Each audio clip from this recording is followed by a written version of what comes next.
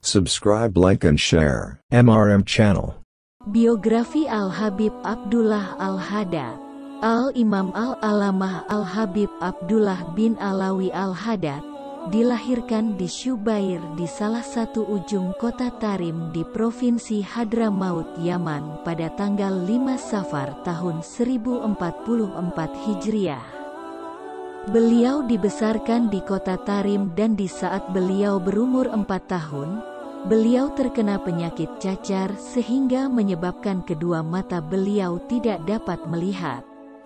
Meskipun kedua mata beliau tidak dapat melihat sejak usia dini, beliau tetap tidak memutuskan gairahnya untuk menuntut ilmu-ilmu agama dan mengisi masa kecilnya dengan berbagai macam ibadah dan bertakarub kepada Allah, sehingga mulai dari sejak usia dini, hidupnya sangat berkah dan berguna. Ayah beliau, Al-Habib Alawi bin Muhammad Al-Haddad berkata, "Sebelum aku menikah, aku berkunjung ke rumah Al-Arif Billah Al-Habib Ahmad bin Muhammad Al-Habsyi di kota Syi'ib untuk meminta doa. Lalu Al-Habib Ahmad menjawabku, Aula aduka aula aduna fihim al-barakah. Artinya, putra-putramu termasuk juga putra-putra kami, pada mereka terdapat berkah." Selanjutnya, Al-Habib Alawi Al-Haddad berkata, "Aku tidak mengerti arti ucapan Al-Habib Ahmad itu, sampai setelah lahirnya putraku, Abdullah dan berbagai tanda-tanda kewalian dan kejeniusannya." Assalamualaikum warahmatullahi wabarakatuh.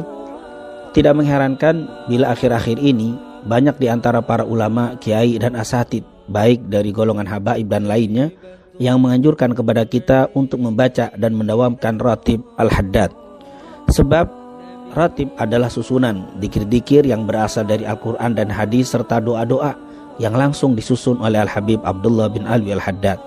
Beliau adalah seorang ulama yang tidak diragukan keilmuannya, yang memiliki sifat zuhud, wara' serta kebersihan hati yang luar biasa.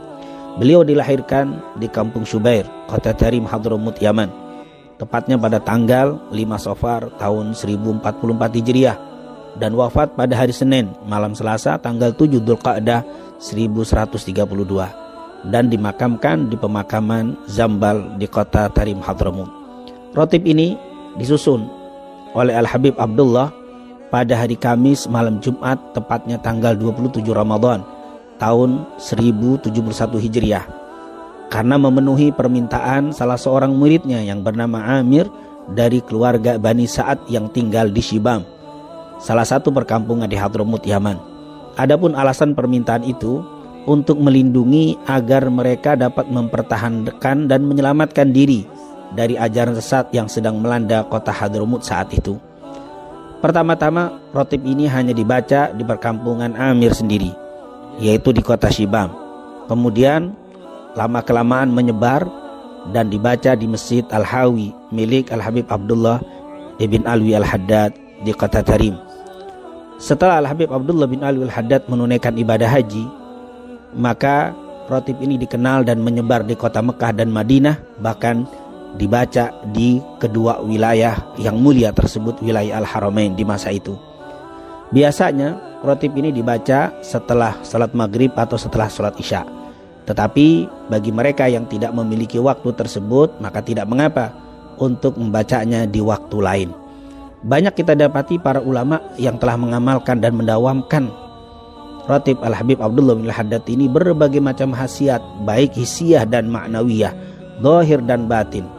Dan memang bila kita memperhatikan isi dan dzikir-dzikir yang terdapat dalam Ratib Al-Habib Abdullah bin Al-Haddad, banyak sekali faedah dan keutamaannya. Di antaranya, dijaga dari godaan syaitan dan dihindarkan dari berbagai hal yang tidak baik, baik yang terlihat atau yang tidak terlihat. Hal ini dapat kita lihat dari bacaan ayat kursi dan 2 ayat terakhir dari suratul Baqarah. Yang kedua, dapat memberatkan timbangan dan mendatangkan begitu banyak pahala. Hal ini dapat kita lihat dari bacaan La ilaha illallah wahdahu la syarika lahul mulku wa lahul hamdu yuhyi wa yumit wa huwa ala kulli syai'in qadir. Begitu juga subhanallah walhamdulillah wala ilaha illallah wallahu akbar. Begitu juga subhanallah wa bihamdi subhanallahil azim.